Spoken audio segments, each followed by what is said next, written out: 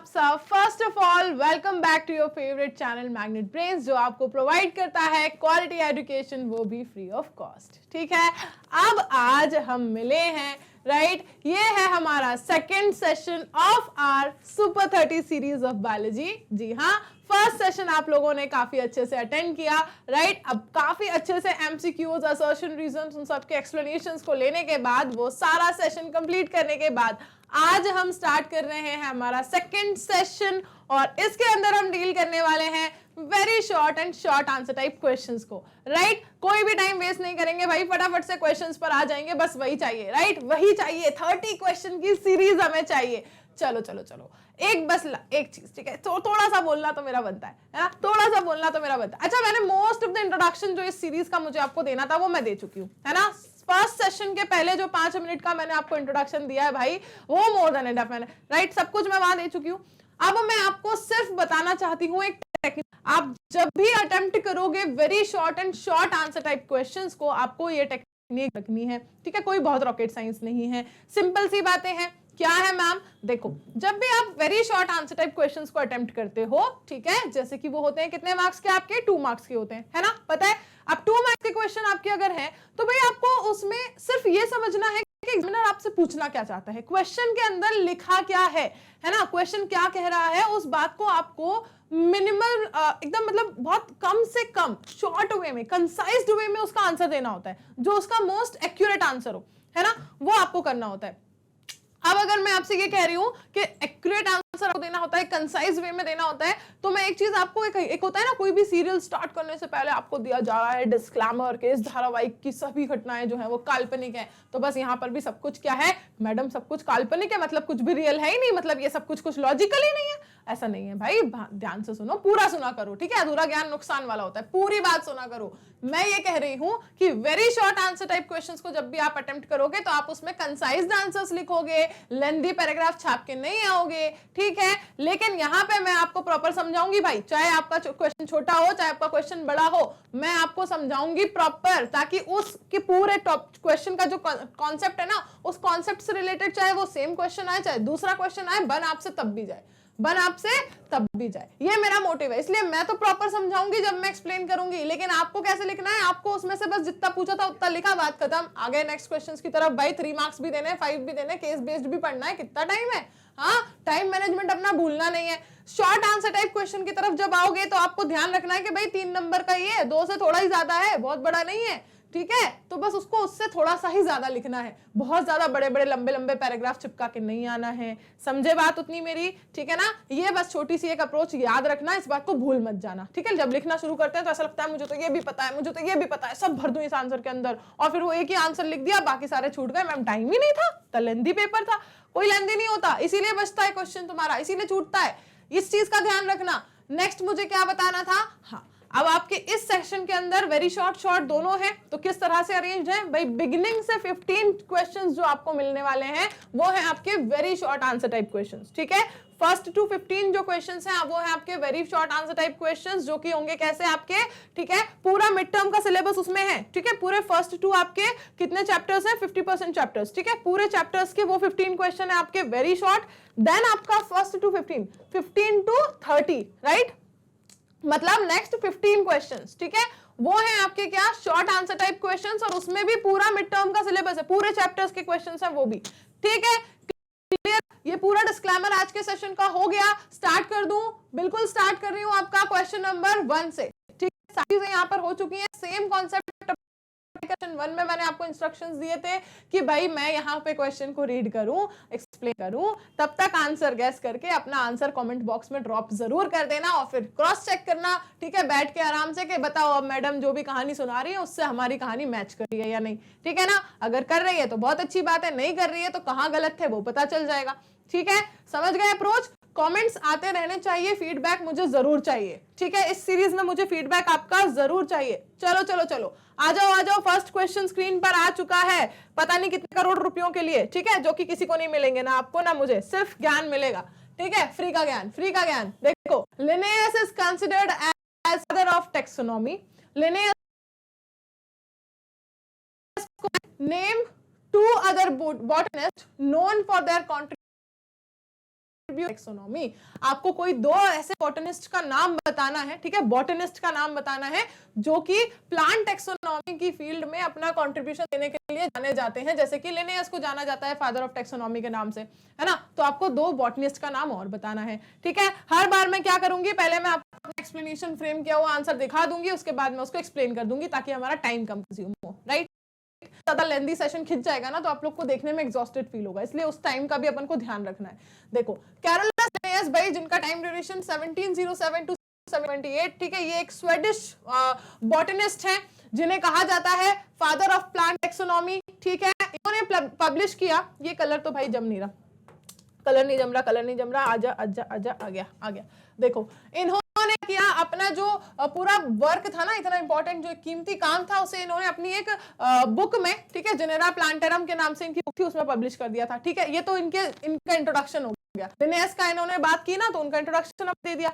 Other to botanist की अगर हम बात करें तो एक है हमारे जॉर्ज बैंथम और दूसरे हैं हमारे जोसेफ डाल्टन हुकर, ठीक है। George Bentham and Joseph Dalton Hooker, ठीक है। बैंथम एंड हुकर के नाम से ज्यादा फेमस है ये दोनों की जोड़ी, ठीक है। George Bentham and Joseph Dalton Hooker, इतना लंबा नाम जो है वो उतना ज्यादा मतलब जनरली कंसिडर नहीं किया जाता है, नहीं बोलते हैं लोग, और ना ही उतना लिखा जाता है हमेशा इन दोनों को इस जोड़ी के नाम से, बैंथम एंड हुकर की, ठीक है। आपकी वो जय वीरू की जोड़ी की तरह बैंथम एंड हुकर की जोड़ी जो है वो क्या है, फेमस है, ठीक है। अब देखो both are famous work on, famous क्यों है, ठीक है, for their work on classification of plants based on natural characteristics. Clear हुई इतनी बात भाई। थोड़ी सी आज मैं स्पीड बढ़ा रही हूं, ठीक है। देखो next, the common name of pea is simpler than its botanical scientific name which is pisum sativum. ये जो क्वेश्चन है, ओ माय गॉड, इस क्वेश्चन को सुनने के बाद आप सबको ऐसा लगने वाला है अरे ये तो हमारे दिल की बात छीन ली, बिल्कुल मेरे मुंह की बात छीन ली, ऐसा ही तो होना चाहिए था। क्यों ये लोग ऐसा नहीं करते यार, मतलब हम सबको भी तो यही लगता है, बचपन से जब से पढ़ रहे हैं ना ये पी प्लांट के बारे में, तब से यही लगता है कि ऐसा ही होना चाहिए था, क्यों नहीं होता। क्या कह रहा है क्वेश्चन कि जो इसका कॉमन नेम है ना पी प्लांट का, पी प्लांट, वो तो बड़ा सिंपल है, और जो अगर आप बॉटनिकल नेम की बात करोगे, साइंटिफिक नेम की बात करोगे तो पिसम सटिवम, ठीक है। तो बोलते हैं कि जब इसका इतना कॉमन नेम इतना सिंपल है तो फिर इतने कॉम्प्लेक्स नाम को यूज करने की जरूरत क्या है, क्यों यूज करते हैं, सिंपल वाला कॉमन नेम यूज करो, क्या जरूरत है इसको यूज करने की, इतना कॉम्प्लेक्स नाम यूज करने की, बॉटनिकल नेम साइंटिफिक यूज करने की, बताओ। हाँ मैम, यही तो हम पूछते रहते हैं, क्या जरूरत है, सिंपल नाम बोलो, हाँ सिंपल बोलो, क्या जरूरत क्या है। देखो भाई जरूरत बतानी पड़ेगी अब आपको जरूरत बतानी पड़ेगी कि जितने भी ये कॉमन नेम्स होते हैं ये अलग अलग जगह पर अलग अलग एरिया में जाके चेंज हो जाते हैं, और जब आप यूनिवर्सल लेवल पर इन सबका रिकॉर्ड मेंटेन करोगे तो हर जगह अगर अलग अलग नाम से बुलाओगे तो कैसे करोगे, एक कॉमन नेम चाहिए कि नहीं चाहिए। कॉमन नेम कैसे मिलेगा मैम, साइंटिफिक नेम जो होता है वो यूनिवर्सली क्या होता है, कॉमन होता है, इसलिए उसकी जरूरत है, ठीक है। ये जो एक्सप्लेनेशंस है इन सब के स्क्रीनशॉट लेते रहना, ये क्वेश्चन आपको लाइफ लॉन्ग काम आने वाले हैं, चाहे आप अभी पढ़ो मिड टर्म के लिए, चाहे आप फाइनल के लिए इस पूरे 50% सिलेबस को कंप्लीट करो, चाहे आप नेक्स्ट कभी 12th क्लास में जाने के बाद आपको लगे कि मुझे 11th रिवाइज करना है तब पढ़ो, चाहे आप नीट के लिए पढ़ो, ये क्वेश्चंस आपको काम आने ही हैं। स्क्रीनशॉट लेते रहना एक्सप्लेनेशंस के, ठीक है। नेक्स्ट देखो, a virus is considered as a living organism, ठीक है। वायरस को एक लिविंग ऑर्गेनिज्म की तरह कंसिडर किया जाता है, and an obligate parasite when inside a host cell, कब, जब वो होस्ट सेल के अंदर होता है। But virus is not classified along with bacteria और फंजाई, लेकिन उसे बैक्टीरिया फंजाई के साथ क्लासिफाई नहीं किया गया। What are the characters of virus that are similar to non living objects, ऐसा क्यों, मतलब आपको बताना है क्या, ठीक है। वो पूरी कहानी तो ठीक अलग बात है, आपको बस ये बताना है कि वायरसेस के नॉन लिविंग ऑब्जेक्ट से मिलने वाले कैरेक्टर्स कौन से हैं, बस आपको ये बताना है। देखो कौन से, देखो वायरसेस को भाई लिविंग सिर्फ तब माना गया है जब वो होस्ट के अंदर होते हैं, लेकिन होस्ट के जब वो बाहर होते हैं तो उनका जो कैरेक्टर है वो पूरा का पूरा नॉन लिविंग है। कैसे, सबसे पहला तो उनका इनर्ट नेचर, ठीक है ना, उनका इनर्ट नेचर, घूमते रहते हैं भाई इधर उधर, कहीं भी पड़े हुए हैं, किसी भी नॉन लिविंग पार्टिकल की तरह कोई उनकी एक्टिविटी ही नहीं है। हाँ, लिविंग ऑर्गेनिज्म वाली कोई एक्टिविटी है क्या उनकी, नहीं है। इनेबिलिटी टू रिप्रोड्यूस नहीं कर सकते। हाँ, लैक ऑफ सेल्यूलर ऑर्गेनाइजेशन के बाद बिना तो कोई लिविंग हो ही नहीं सकता। Inability for growth and cell division और ग्रोथ नहीं कर सकते, ठीक है। These characters portrayed by virus make them identical to non living organism. ये जो कैरेक्टर्स वो दिखा रहा है ना, इन सब की वजह से उसको नॉन लिविंग बोला गया है, ठीक है, इन्हीं सब की वजह से। और वायरसेस को माना जाता है क्या, एक connecting link between a living and non living organism, क्योंकि लिविंग ऑर्गेनिज्म की तरह कैरेक्टर शो कर रहा है, लेकिन कब, होस्ट सेल के अंदर, अदरवाइज नॉन लिविंग। तो दोनों के कैरेक्टर दिखा रहा है ना, इसलिए कनेक्टिंग लिंक बिटवीन बोथ। समझे बात, समझे बात इतनी, समझे बात इतनी। आ जाओ नेक्स्ट के ऊपर। क्वेश्चन नंबर 4 कहता है that the plant body in higher plant is well differentiated and well developed. Higher plants के अंदर जो प्लांट बॉडी होती है वो काफी वेल डिफरेंशिएटेड होती है और वेल डेवलप्ड होती है, ठीक है। Roots are the organs used for purpose of absorption, ठीक है, एब्जॉर्ब करने के लिए रूट्स को यूज किया जाता है। What is the equivalent of roots in the less developed lower plants. तो अब आपको ये बताना है कि जो लेस डेवलप्ड लोअर प्लांट्स थे ना, उनमें रूट का इक्विवेलेंट स्ट्रक्चर कौन सा था। आई होप आपको याद है, ये सेम वर्ड मैंने यूज किया था कि ये इनका डुप्लीकेट है, ठीक है। जब तक रूट नहीं आई थी तब तक ये उसका काम कर रहे थे। याद होगा आपको वो वर्ड, क्या था वो वर्ड, राइजोइड्स। क्या था वो वर्ड, राइजोइड्स। देखो, roots are represented by root like structure called rhizoids in less developed plants, ठीक है। जो लेस डेवलप्ड कौन से थे आपके, bryophyte and pteridophyte. The plant tissue system in these is not differentiated into true leaf, stem and roots। उनके पास ना true leaf थी, ना stem थी, ना root थी, ठीक है। डुप्लीकेट काम चल रहा था उनका। As it is found in higher plant, जैसे कि हायर में पाई जाती है एंजियोस्पर्म एंड जिम्नोस्पर्म में, उनके पास नहीं थी। किनके पास नहीं थी, ब्रायोटेरिडो के पास, ठीक है। क्या था उनके पास, राइजोइड्स थे। क्या थे उनके पास, राइजोइड्स थे, ठीक है। सिर्फ रूट की बात कर रहे हैं अपन, ठीक है। तो भाई ये पूछा था हमसे, आंसर क्या निकल के आया, रूट से इक्विवेलेंट क्या था लोअर में, राइजोइड। नेक्स्ट देखो, ब्रायोफाइट में mail and female sex organs जो है उन्हें क्या और क्या कहते हैं। मतलब मेल सेक्स ऑर्गन को क्या कहते हैं ब्रायोफाइट के अंदर, और फीमेल सेक्स ऑर्गन को क्या कहते हैं ब्रायोफाइट के अंदर, ये आपको बताना है। याद है या नहीं, बताओ, क्या तुम्हें याद है, बताओ बताओ बताओ, याद है क्या, याद है क्या, हाँ, भूले तो नहीं, भूले तो नहीं, पढ़ाया था ना, पढ़ाया था ना, भूले तो नहीं। देखो, ब्रायोफाइट्स में जो मेल सेक्स ऑर्गन है वो है क्या आपका, एंथ्रीडियम। क्या है, एंथ्रीडियम। और जो फीमेल सेक्स ऑर्गन है वो है क्या आपका, आर्किगोनियम। बस आंसर खत्म। ये तो उसका एक्सप्लेनेशन है, ये तो सिर्फ एक्सप्लेनेशन है जो मैं आपको एक्स्ट्रा प्रोवाइड कर रही हूँ। आंसर खत्म। आपका जो भाई male sex organ it is antheridium and female is archegonium, ठीक। अब देखो, जो गैमीटोफाइट बॉडी होती है उसकी, ठीक है, ब्रायोफाइट में वो प्रिमिटिव सेक्स ऑर्गन्स को प्रोड्यूस करती है, कैसे, जो पहले हुआ करते थे, मतलब, ठीक है। एंथ्रीडियम को प्रोड्यूस करती है मेल के लिए, ठीक है, जो कि फ्लैजिलेटेड एंथ्रोजॉइड्स को बनाता है, ठीक है। और मेल गैमीट, ठीक है, एंथ्रोजॉइड्स जो कि क्या है, मेल गैमीट। और एक इनको क्या चाहिए भाई, इनको एक काफी थिन फिल्म ऑफ वाटर चाहिए जिसपे ये क्या करके जा सके, स्विम करके जा सके, ठीक है, फीमेल रिप्रोडक्टिव ऑर्गन की तरफ, जो कि इनका है आर्किगोनियम। और वो क्या बनाता है, एक सिंगल एग सेल को बनाता है। ये इसका एक्स्ट्रा एक्सप्लेनेशन है regarding related to this concept, related to this topic, ठीक है। Male and female sex organ क्या थे आपके, एंथ्रीडिया एंड आर्किगोनियम, ठीक है। छोटे छोटे से आंसर्स हैं हमारे, वेरी शॉर्ट में, 2 मार्क्स में, इससे ज्यादा एक्सप्लेनेशन ये नहीं डिमांड करते, ठीक है। Which group of chordates possess sucking and circular mouth without jaws, ठीक है, कॉर्डेटा में आने वाले, ठीक है, कॉर्डेट्स में कौन से ग्रुप ऑफ ऐसे हैं जिनके पास सकिंग एंड सर्कुलर माउथ होता है, जिसमें कोई जॉ नहीं होता है ना, विदाउट जॉज, ठीक। बताओ जरा कौन है यहाँ पर ऐसा, साइकिल। कौन भाई, कौन भाई, साइक्लोस्टोमेटा क्लास ऐसी है जिसमें is comprised of the living jawless fishes, ठीक है। जॉलेस फिशेस इनमें आती हैं, किसके अंदर, साइक्लोस्टोमेटा के अंदर। Their mouth is circular and lack jaws, ठीक है, इनका माउथ कैसा होता है, सर्कुलर होता है, इसीलिए साइक्लो, है ना। और उसमें क्या नहीं होते, जॉज नहीं होते। Hence they are also called as agnathans, ठीक है, इसीलिए उनको एग्नाथन्स भी कहते हैं। It work like a sucker and is surrounded by tentacles, ठीक है, एक सक्कर की तरह काम करता है, ये बिल्कुल सक करता रहता है। और उसके पास क्या होता है, पूरे टेंटिकल से घिरा हुआ था, जिससे वो क्या करेगा, फिर किसी बॉडी को होल्ड करेगा ना सक करने के लिए। जैसे कि एग्जांपल है लैम्प्रेज, हैगफिश, ठीक है। These also possess retractable horny teeth, इनके पास horny teeth भी होते हैं, ठीक है। ये कुछ इनके बारे में फीचर्स हो गए। आ जाऊं नेक्स्ट पे, स्पीड मेंटेन करनी है भाई आज। क्वेश्चन नंबर 7 क्या कहता है, mention 2 modifications in reptiles required for terrestrial mode of life. मतलब रेप्टाइल्स को जो अपना टेरेस्ट्रियल मोड ऑफ लाइफ को मेंटेन करना है अगर, तो उसके लिए कौन से 2 मॉडिफिकेशन की जरूरत पड़ी? कौन से 2 मॉडिफिकेशन की जरूरत पड़ी? देखो जरा स्क्रीन पर, ये रहे आपके सामने। देखो, there are certain characters acquired by reptiles for the terrestrial adaptation and 2 of them are, उनमें से 2 क्या हैं?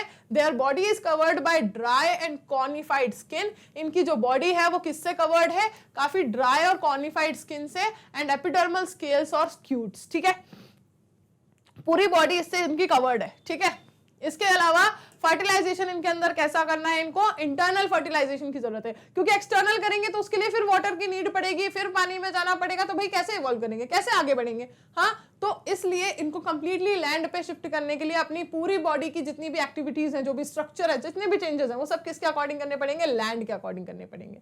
ठीक है ना, तो ये कुछ मॉडिफिकेशंस थे जो इनके अंदर टेरेस्ट्रियल एडेप्टेशन के नाम से, ठीक है, अपन पढ़ रहे हैं, जो इनके अंदर पाए गए। नेक्स्ट देखो क्वेश्चन नंबर 8। ठीक है, reticulate and parallel venation are the characteristic of dash and dash respectively. ये क्वेश्चन उन स्टूडेंट्स ने बिल्कुल ऐसे देखते से बना दिया होगा जिन लोगों ने भी मुझसे लेक्चर्स जो है सारे टॉपिक वाइज एक्सप्लेनेशन पढ़े हैं। मैंने आपको मोनोकॉट डाइकॉट का प्रॉपर बताया था, डिफरेंस बिटवीन समझाया था प्रॉपर उनका। ठीक है, वो इसीलिए समझाया था क्योंकि इस तरह के क्वेश्चन सारे उसी से बनते हैं, डायरेक्टली बनते हैं। अब देखो इसका आंसर क्या निकल के आया कि भाई रेटिकुलेट वेनेशन जो है वो डाइकॉट में पाया जाता है भाई, और पैरेलल पाया जाता है मोनोकॉट प्लांट्स में। ठीक है, तो answer will be dicot and monocot. ठीक है, रेस्पेक्टिवली पूछा है ना, मतलब जो पहले पूछा है उसका पहले बताओ, जो बाद में पूछा है उसका बाद में बताओ। ठीक है, अक्षय कुमार वाला फ्लिप फ्लॉप मत कर देना यहाँ पे, वरना आंसर गलत हो जाएगा। ठीक है ना, रिस्पेक्टिवली का मतलब होता है जो पहले पूछा वो पहले बताओ, जो बाद में पूछा वो बाद में बताओ। ठीक, तो all dicot plants have reticulate venation, मतलब जो वेनलेट्स होती है ना वो मिड रिब के अलोंग कैसी होती है? एक नेटवर्क बनाती है, ब्रांच होती है। ठीक है, जैसे, लेकिन इसका एक एक्सेप्शन यहाँ पे पढ़ लो, इन एक्सेप्शन से भी क्वेश्चंस आते हैं। ठीक है, एक्सेप्शन क्या है इसका? एलोकासिया एंड स्मेलेक्स। ठीक है, जबकि अगर बात करें मोनोकॉट प्लांट की, तो इनके पास पाया जाता है पैरेलल वेनेशन। पैरेलल वेनेशन का मतलब होता है कि मिड रिब के अलोंग लेमिना के अंदर सारे पैरेलल ही होंगे। ठीक है, सारी वेन्स जो होंगी, वेनलेट्स जो होंगी, वो कैसी होंगी? पैरेलल होंगी। ठीक है, क्या बोला मैम आपने? मिड रिब के अलोंग, लेमिना के अंदर, मतलब क्या क्या क्या बोल दिया आपने? हाँ, एक बार देख लो, चलो एक बार देख लो, एक बार देख लो। देखो, जो रेटिकुलेट वेनेशन है ना, उसकी मैं बात कर रही हूं। ठीक है, रेटिकुलेट वेनेशन की मैं बात कर रही हूं। ठीक है, ये मैंने बनाई मिड रिब। ठीक है, अब इसके अंदर मुझे बनानी है क्या? वेनलेट्स। ठीक है, ये मैंने बना दी इसके अंदर वेनलेट्स। ठीक है,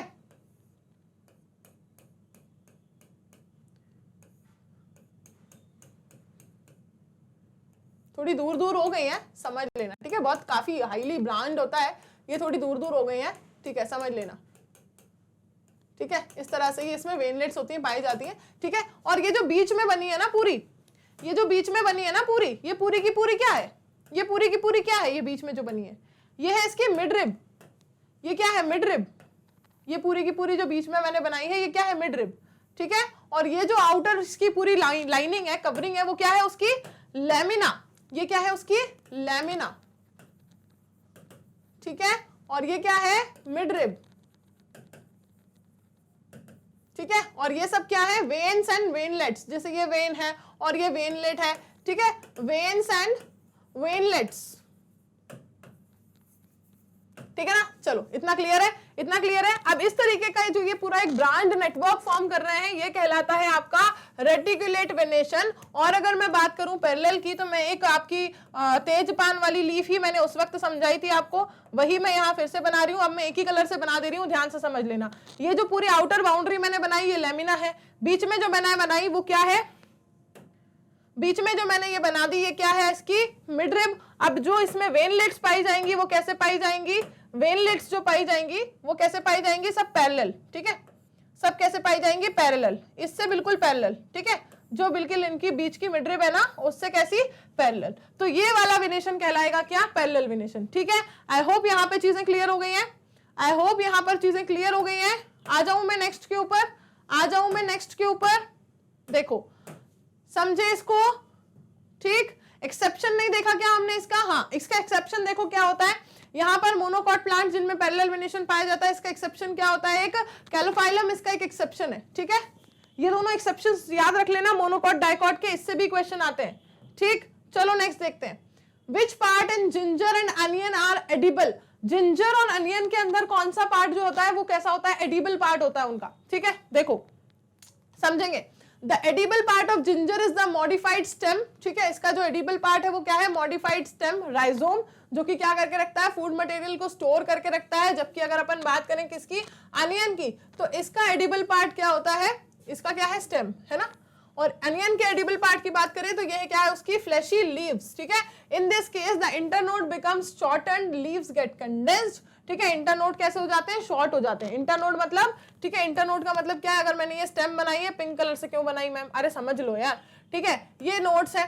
ठीक है, ये नोड्स है जहां पे फर्दर ब्रांचिंग अराइज हो रही है, ये नोड्स है ना। और दो नोड के बीच का ये जो डिस्टेंस है ना, ये इंटरनोड है। ये क्या है? इंटरनोड है। ठीक है, तो ये इंटरनोड क्या हो जाते हैं? कंडेंस हो जाते हैं, जिसकी वजह से ये सारी ब्रांचिंग क्या हो जाती है? एक दूसरे के पास आ जाती है, लीव्स कंडेंस हो जाती हैं और एक ट्यूनिक बना लेती हैं and store the food material. ठीक है, सब एक ट्यूनिक बना के सब एक साथ कंडेंस होकर चिपक जाती हैं, फिर उसमें क्या कर लेती हैं? वो फूड मटेरियल को स्टोर कर लेती हैं।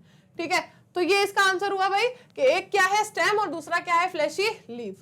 नेक्स्ट पूछा है आपसे, product of photosynthesis is transported from the leaves to various part of the plants. ठीक है, हम काफी अच्छी स्पीड में मतलब क्वेश्चंस को कवर कर रहे हैं। ठीक है, 15 क्वेश्चंस जैसे ही हमारे कंप्लीट होते हैं, जब हम very short answer type question का पूरा सेक्शन कर लेंगे, ठीक है, मैं आपको बिल्कुल 2 मिनट का करीब ब्रेक दूंगी। ठीक है, उसके बाद अपन स्टार्ट करते हैं क्या? नेक्स्ट। ठीक है, 1 मिनट का ब्रेक, 2 तो बहुत ज्यादा हो जाएगा, 1 मिनट का ब्रेक बनता है। ठीक है, 1 मिनट सिर्फ अपन ब्रेक लेंगे और अपन स्टार्ट कर देंगे शॉर्ट आंसर टाइप क्वेश्चंस को। ठीक है ना, देखो, product of photosynthesis is transported from the leaves to various part of the plant and stored in some cell before being utilized। ठीक है, फोटोसिंथेसिस का जो प्रोडक्ट है उसको लीव से प्लांट के कुछ पार्ट तक ट्रांसपोर्ट किया जाता है और फिर उसको स्टोर करके रख लिया जाता है। यूटिलाइज करने से पहले स्टोर भी किया जाता है। तो वो कौन सी सेल या टिश्यू है जो उसको स्टोर कर रही है? मतलब आपसे पूछ क्या रहा है कि जो स्टोर्ड फूड मटेरियल है वो कौन सी सेल या टिश्यू के अंदर होता है, बस इतना पूछ रहे हैं वो आपसे, और कुछ नहीं।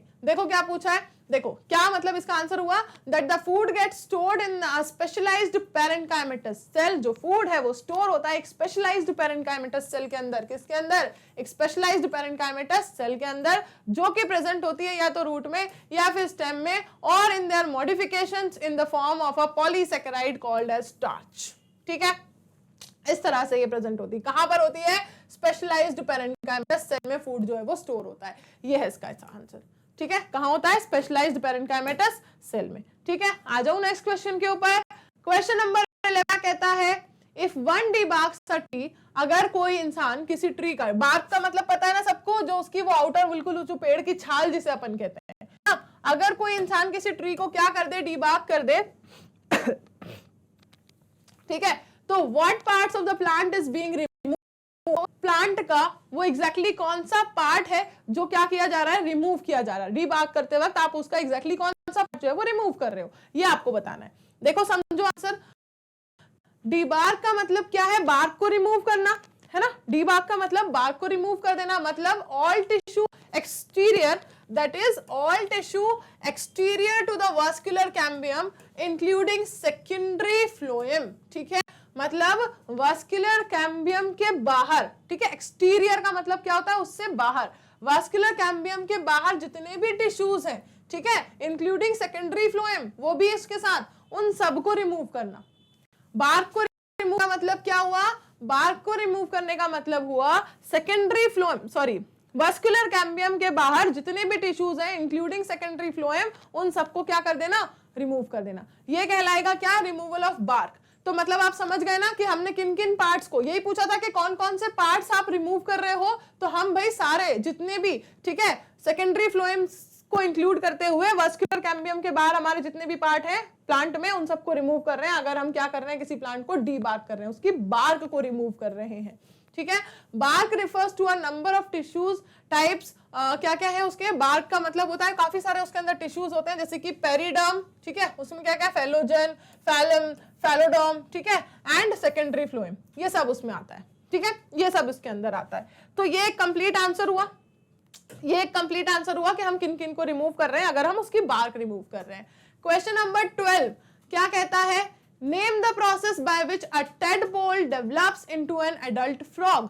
वो प्रोसेस आपको बतानी है जिसके थ्रू एक टेडपोल एक एडल्ट फ्रॉग में कन्वर्ट होता है, ठीक है, जिसमें वो डेवलप होता है, ठीक है। टेडपोल क्या है? टेडपोल जो है वो एक एडल्ट फ्रॉग की जो लार्वल स्टेज होती है ना, ठीक है, वो उसकी जो लार्वल स्टेज होती है वो कहलाती है, ठीक है। तो लार्वल स्टेज से एडल्ट में आने वाली स्टेज का कुछ नाम होगा, उसे कहते हैं क्या? इसे कहते हैं मेटामॉर्फोसिस। इसे क्या कहते हैं? मेटामॉर्फोसिस, ठीक है। टेडपोल क्या करता है? मेटामॉर्फोसिस करके एडल्ट फॉर्म में बनता है। कैसे बनता है एक बार समझ लो यहाँ पे, एक बार समझ लो यहाँ पे, ठीक है। फ्रॉग के अंदर क्या होता है? देखो, ये उसकी क्या है? टेडपोल लार्वा, ठीक है। ये उसका क्या है? टेडपोल लार्वा, ठीक है, ये लार्वा, ठीक है। अब ये लार्वा क्या कर रहा है भाई? देखो, इसने क्या किया? ग्रो किया, थोड़ा सा डेवलप किया स्ट्रक्चर में अपने आप को, ठीक है। ये फीट से आपको निकलते हुए दिखाई दे रहे हैं, लेकिन अभी भी ये टेडपोल ही है, अभी भी ये टेडपोल ही है, क्योंकि इसमें बाकी स्ट्रक्चर्स नहीं है, ठीक है। अब ये जो है वो बिल्कुल बिल्कुल टाइनी सा, बिल्कुल टाइनी सा, आपको पता है ना, फ्रॉग बहुत छोटे छोटे से भी होते हैं, है ना, क्योंकि एक बहुत छोटे से लार्वा से वो बन रहे हैं, ठीक है। तो वो जो बिल्कुल छोटा सा टाइनी सा जो फ्रॉग है उसे कहते हैं फ्रॉगलेट। उसे क्या कहते हैं? फ्रॉगलेट, ठीक है। जिसे कहते हैं फ्रॉगलेट, ठीक है। जैसे अगर लीफ अगर बहुत छोटी होती है तो उसको बोलते हैं लीफलेट, वैसे ही फ्रॉग बहुत छोटा वाला जो उसका वर्जन है वो कहलाएगा उसका क्या? फ्रॉगलेट, ठीक है। अब ये जब पूरा कन्वर्ट हो जाएगा, ठीक है, पूरा जब वो डेवलप करके एक एडल्ट बॉडी बना लेगा, तब वो कहलाएगा क्या? उसका एडल्ट फ्रॉग, ठीक है। क्या कहलाएगा? एडल्ट फ्रॉग, ठीक है। तो ये टेडपोल लार्वा जो था भाई, उसने अपने आप को थोड़ा डेवलप किया, फिर पूरा डेवलप किया, कम से कम बॉडी तो पूरी बना ली ना, लार्वा से फ्रॉग तो कहलाने लगा, पर वो कैसा है? छोटा। तो फ्रॉगलेट, फिर आएगा वो एडल्ट फ्रॉग में, फिर एडल्ट फ्रॉग फिर से दे देगा अंडे पानी में जाके, फिर वो अंडे जो है वो फिर से बनाएंगे एम्ब्रियो, फिर वो एम्ब्रियो फिर से कन्वर्ट होगा लार्वा में, फिर वो जो लार्वल स्टेज है वो क्या कहलाएगी? इसकी टेडपोल, और वो टेडपोल फिर से बनाएगा। इस तरीके से ये प्रोसेस चलती है। तो ये जो प्रोसेस है ना, ये जो प्रोसेस है, ठीक है, एक टेडपोल से एक एडल्ट फ्रॉग बनने की, इसको कहते हैं इसमें मेटामॉर्फोसिस। क्या कहते हैं फ्रॉग के अंदर? इसको मेटामॉर्फोसिस, ठीक है। आई होप यहां तक क्लियर है। नेक्स्ट देखो, क्वेश्चन नंबर 13 क्या कहता है? Identify the sex of a frog in which sound producing vocal sacs are present. अच्छा, ठीक है, वोकल सैक्स, ठीक है, जैसे हम बोलते हैं ना किसी को कोई सैक लाइक स्ट्रक्चर है, तो वो वाला सैक, ठीक है। तो आपको क्या आइडेंटिफाई करना है? किसी फ्रॉग का सेक्स आइडेंटिफाई करना है। भाई जादुई शक्तियों, कभी तो बख्श दो यार, मतलब हद होती है, हद होती है यार, कभी भी नहीं बख्शते आप तो। हाँ ना, लाइव सेशन में बख्श रहे हो मुझे, ना ही आप सुपर 30 में, हर जगह इनको आके बायो पढ़ना है मेरे साथ। देखो, identify the sex of a frog in which sound producing vocal sacs are present. तो भाई साउंड प्रोड्यूसिंग वोकल सैक्स जो होती हैं वो एक बहुत इंडिकेटर की तरह काम करती हैं, समझो। एम्फीबियंस के अंदर जो सेक्स ऑफ फ्रॉग है उसको कैसे डिस्टिंग्विश किया जाता है? इस ही साउंड प्रोड्यूसिंग वोकल सैक्स की प्रेजेंस के बेसिस पर, कि अगर ये प्रेजेंट है तो वो क्या होगा? These organ are present in males, ठीक है। ये जो ऑर्गन्स हैं ये किस में प्रेजेंट होते हैं? मेल्स में प्रेजेंट होते हैं। क्यों? ताकि वो क्या कर सके? Which make them croak louder, जिससे वो बहुत ज्यादा लाउड साउंड्स को प्रोड्यूस कर सके, ताकि अपनी फीमेल्स को अपनी तरफ अट्रैक्ट कर सके, ठीक है। ये फीचर इनमें पाया जाता है, किनमें? मेल्स में, ठीक है, ताकि ये क्या कर सके? which makes them croak louder than females so as to attract females for mating, ठीक है। मेटिंग के लिए फीमेल्स को अपनी तरफ अट्रैक्ट करने के लिए वो लाउडर साउंड्स को प्रोड्यूस कर पाते हैं, क्योंकि उनके पास प्रेजेंट होते हैं वोकल सैक्स, ठीक है। क्लियर इतनी बात? क्लियर इतनी बात कि भाई ये किस चीज को, इससे कैसे आप सेक्स ऑफ फ्रॉग आइडेंटिफाई कर पाओगे कि भाई जो ज्यादा, जिसके पास अगर ये ऑर्गन प्रेजेंट है मतलब वो क्या है? मेल है, ठीक। आप देखो next, what is the significance of vacuole in a plant cell, ठीक है। What is the significance of vacuole in a plant cell? भाई प्लांट सेल में वैक्यूल जो पाए जाते हैं ना इतने बड़े बड़े भर भर के, उनका क्या सिग्निफिकेंस है? देखो, the vacuole is a membrane bound space found in the cytoplasm. Vacuole क्या होता है? एक मेम्ब्रेन बाउंड स्पेस होता है जो कि उसके साइटोप्लाज्म में पाया जाता है ना, पूरा स्पेस ही होता है, वो पूरी की पूरी जगह होती है। उसमें क्या क्या होता है? उसके अंदर क्या क्या होता है? वाटर होता है, सैप होता है, एक्सक्रीटरी प्रोडक्ट होता है ना, और भी कई सारे मटेरियल्स होते हैं जो कि सेल के लिए क्या नहीं हो, यूजफुल नहीं होते, है ना। इन प्लांट्स ऑस्मोसिस, ठीक है, vacuoles occupy 90% of the volume of the cell, ठीक है। वैक्यूल्स जो होते हैं वो 90% पूरा का पूरा, बोला ना मैंने, बिल्कुल भर भर के बड़े बड़े से जो होते हैं उनके अंदर वैक्यूल, ठीक है। They help in maintaining cell fluid balance, जो कि सेल का फ्लूइड के साथ बैलेंस जो है वो मेंटेन करने में हेल्प करते हैं। ठीक है, सेल का फ्लूइड बैलेंस मेंटेन करने में हेल्प करते हैं, और shape of the cell by maintaining turgor pressure against the cell wall, cell wall के अगेंस्ट जो टर्गर प्रेशर है उससे वो उसका शेप भी मेंटेन करते हैं। ठीक है, ये कुछ फीचर्स हैं किसके, वैक्यूल के, जिसकी वजह से उसका प्लांट सेल में होना इंपॉर्टेंट है, ये उसकी सिग्निफिकेंस है। ठीक, नेक्स्ट देखो क्वेश्चन नंबर 15 जो कि very short answer type questions का लास्ट क्वेश्चन है। ठीक है, इस सेशन का 50% यहां पर आपका कवर हो जाएगा। नेक्स्ट देखो, what does S refer in the 70S and 80S ribosomes. ठीक है, किसी 70S या 80S राइबोसोम में, ठीक है, एस का मतलब क्या होता है, ये जो एस है ये क्या इंडिकेट कर रहा है यहां पर, देखो S refers to Swedberg's unit for sedimentation coefficient। ठीक है, sedimentation coefficient जो है, ठीक है, ये साइंटिस्ट का नाम है। ठीक है, ये साइंटिस्ट का नाम है। ये sedimentation coefficient का मतलब है कि how fast a cell organelle sediments during the ultra centrifugation process। centrifugation process की वक्त वो कितना तेजी से जो है वो centrifugate कर जाए, ठीक है, ये बताता है। In cells heavier the structure higher is the sedimentation coefficient। ठीक है, तो जितना ज्यादा उसका हेवी स्ट्रक्चर होगा सेल के अंदर उतना ही ज्यादा उसका क्या होगा, सेडिमेंटेशन कोफिशिएंट होगा। ठीक है ना, तो एस क्या रेफर कर रहा है, स्वेडबर्ग्स यूनिट को। एस क्या रेफर कर रहा है, स्वेडबर्ग्स यूनिट को। Very short answer type question हमने यहाँ पर कंप्लीट कर लिए हैं। बिल्कुल एक छोटा सा ब्रेक मैं आपको प्रोवाइड कर रही हूँ, फिर स्टार्ट करते हैं अपन शॉर्ट आंसर टाइप क्वेश्चंस। देखो चलो ब्रेक, बताओ ब्रेक कैसे चाहिए, हाँ थोड़ी सी बातें हो जाएं। वेरी शॉर्ट तो अपने हो गए, 1 to 15 वेरी शॉर्ट तो अपने हो गए। ठीक है, अब क्या स्टार्ट करना है अपन को, short answer type question start करने हैं, है ना। शॉर्ट आंसर टाइप क्वेश्चन आपके 16 to 30 चलने वाले हैं। इनके एक्सप्लेनेशन थोड़े से लेंदी होंगे, ठीक है, बहुत ज्यादा नहीं होंगे, बहुत ज्यादा वेरी नहीं करेंगे।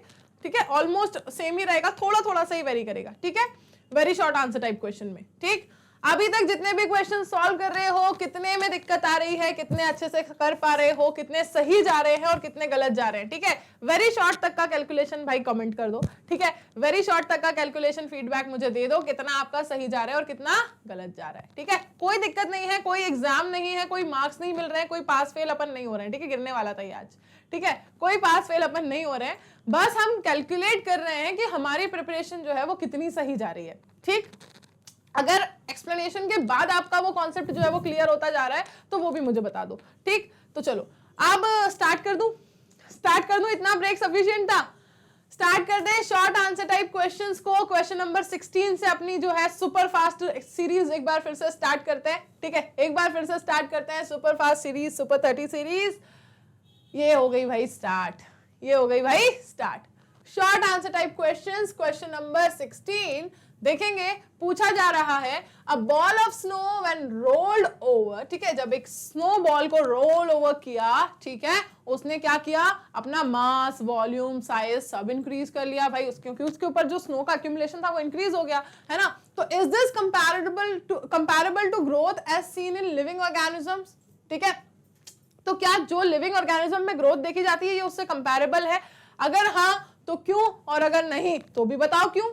ठीक है, तो देखो सबसे पहले तो याद करो, जब मैंने आपको लिविंग ऑर्गेनिज्म की कैरेक्टरिस्टिक प्रॉपर्टी पढ़ाई थी तो मैंने भी आपको स्नो एक्यूमुलेशन का ही एग्जांपल दिया था, राइट। आपको मैंने बताया था कि पहाड़ के ऊपर अगर बर्फ जम गई है तो इसका मतलब ये नहीं है कि पहाड़ जो है वो जिंदा है, वो क्या कर रहा है, ग्रो कर रहा है, राइट। उसके ऊपर एक्यूमुलेशन हुआ है, ठीक है ना। तो ये जो एक्यूमुलेशन वर्ड है ना, ये जो एक्यूमुलेट होना चीजों का, उसके ऊपर डिपॉजिट हो जाना, उसकी ग्रोथ में काउंट नहीं होगा। उससे उसका साइज बढ़ेगा, उससे उसकी वॉल्यूम बढ़ेगी, साइज बढ़ेगा, सब कुछ बढ़ेगा, लेकिन ठीक है, शेप, वॉल्यूम, मास, साइज सब बढ़ेगा, लेकिन वो उसकी ग्रोथ में काउंट नहीं होगा, क्योंकि लिविंग ऑर्गेनिज्म की ग्रोथ जो होती है वो क्या होती है, इंटरनली, है ना। वो कहां से आती है, उनकी इंटरनल ग्रोथ होती है। देखो समझो, growth in biological terms is characteristic feature of all living organism and it relates to increase in size by accumulation of protoplasm in the cell, thus results in increase in size of the cell। ठीक है, तो size increase होता है, whereas increase in number of cell by cell division results in size of individual organism।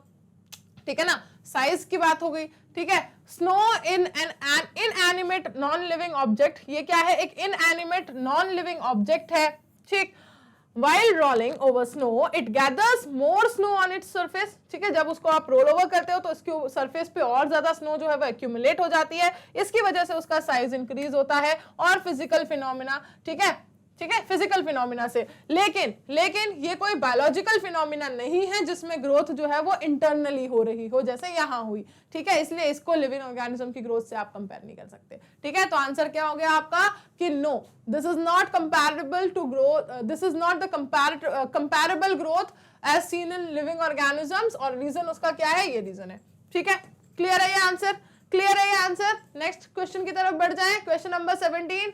Diatoms are also called as pearls of ocean, diatoms को ocean के pearls भी कहा जाता है, ठीक है। जैसे आप बोलते हो ना पर्ल्स ऑफ ओशियन, ठीक है, बोलते हैं कि जो हम समुद्र की गहराइयों में, जितनी गहराई में जाओगे उतना मोती निकाल कर लाओगे, बोलते हैं, सुना है सबने ये टर्म, ठीक है, कि जितनी गहराइयों में उतरोगे उसकी उतनी ही ज्यादा क्या निकाल के लाओगे, बिल्कुल रेयर वाले मोती निकाल के लाओगे, ठीक है। तो डायटम्स को क्या कहा जाता है, पर्ल्स ऑफ ओशियन कहा जाता है। वाई, व्हाट इज डायटमिशियस अर्थ, ये भी साथ में बताना है, ठीक है। डायटम तो मेरा फेवरेट टॉपिक है ही, ठीक है, सेशन 1 में भी इससे रिलेटेड क्वेश्चंस हमने देखे थे, ठीक है। तो देखो भाई इसके बारे में डील कर लेते हैं। आंसर क्या है इसका, diatoms and desmids are inducted under, ठीक है, इनको कहाँ रखा गया है, इनको रखा गया है इंक्लूडेड अंडर होगा भाई, या इंडक्टेड अंडर, ठीक है, दोनों ही सही है, ठीक है। क्राइजोफाइट्स किंगडम प्रोटिस्टा, ठीक है, जो भी है क्राइजोफाइट्स में रखा गया है, जो कि आता है आपका किंगडम प्रोटिस्टा में।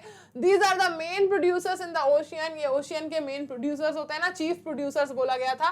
दे prepare food not only for themselves but also for the other life forms in the ocean, ocean में जितने भी दूसरे लाइफ फॉर्म्स भी एग्जिस्ट कर रहे हैं उनके लिए भी ये फूड बनाते हैं और अपने लिए भी बनाते हैं। This is the reason they are called as pearls of ocean, इसीलिए इनको कहा जाता है पर्ल्स ऑफ ओशियन, ठीक है। वहां के क्या है, ये कीमती मोती है, ठीक है। Body of diatom is covered by, इनकी जो डायटमिशियस अर्थ पूछा है ना आपसे, ये एक्सप्लेन आप यहाँ पर कर रहे हो, ठीक है, कि जो डायटम्स की बॉडी होती है भाई, ये सिलिशियस शेल से क्या होती है, पूरी कवर्ड होती है, ठीक है, जिसे कहते हैं क्या, फ्रुस्ट्यूल, दिखाई दे रहा है ये, क्या कहते हैं इसको, फ्रुस्ट्यूल, ठीक है। डायटमिशियस अर्थ और कुछ नहीं है, जब ये हमेशा तो जिंदा नहीं रहेंगे ना, इंडिस्ट्रक्टिबल वॉल बनी, इसका मतलब ये तो नहीं हमेशा जिंदा रहेंगे, कभी तो मरेंगे, लेकिन वॉल इंडिस्ट्रक्टिबल है, वो डैमेज नहीं होगी, तो वो क्या रहेगी, एक्यूमुलेट होती जाएगी, ठीक है। तो the accumulation of large deposits of diatoms that forms a siliceous covering extending for several hundred meter formed in billions of years, the material obtained from these deposits is used in polishing and filtration of oils and syrups, ठीक है।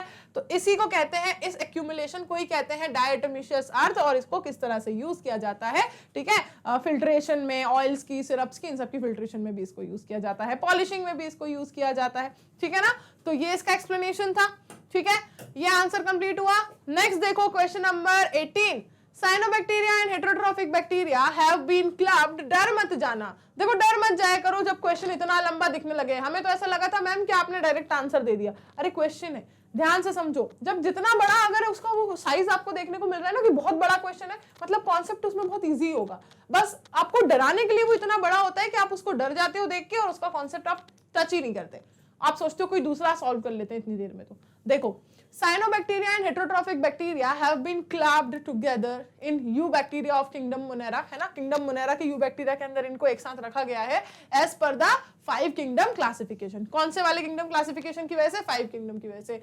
Even though the two are vastly different from each other, भले ये दोनों एक दूसरे से बहुत अलग है फिर भी एक साथ रख दिया, तो क्या ये जो ग्रुपिंग थी इन दोनों की, ठीक है, इन दोनों अपोजिट एकदम डिफरेंट ऑर्गेनिजम्स की जो ग्रुपिंग है, जिसे एक सेम टेक्सा में रखा गया है, ठीक है, सेम किंगडम में रखा गया है, क्या ये जस्टिफाइड है, क्या ये ग्रुपिंग जस्टिफाइड है, और अगर है, ठीक है, और अगर है तो क्यों है, discuss with the cellular composition of cyanobacteria and heterotrophic bacteria that make them introduced in eubacteria। तो आपको स्पेसिफिकली सिर्फ बता भी दिया है कि क्या डिस्कस करना है, आपको सिर्फ उनका सेल्यूलर कंपोजिशन डिस्कस करना है, जिसकी वजह से साइनोबैक्टीरिया और हेटेरोट्रॉफिक बैक्टीरिया को कहां रखा गया है, यूबैक्टीरिया में रखा गया है, आपको सिर्फ उसका सेल्यूलर कंपोजिशन डिस्कस करना है, समझ रहे हो। क्वेश्चन बिल्कुल इजी कर दिया गया है आपके लिए, समझेंगे आंसर, ठीक है, कि भले ही ये दोनों जो है वो एक दूसरे से बहुत अलग हों, लेकिन they still bear some common characters on the basis of which they are introduced in eubacteria of kingdom Monera। फिर भी उनमें कुछ कॉमन कैरेक्टर्स हैं जिनके बेसिस पर उन्हें सेम यूबैक्टीरिया टेक्सा में रखा गया है, सेम किंगडम मोनेरा के अंदर। ध्यान से देखेंगे क्या है वो characters.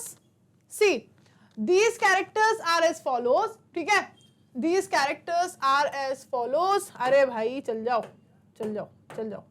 Follows see both the group do not possess well defined nucleus, ठीक है, दोनों ही ग्रुप में क्या नहीं था, एक वेल डिफाइंड न्यूक्लियस नहीं था, ठीक है।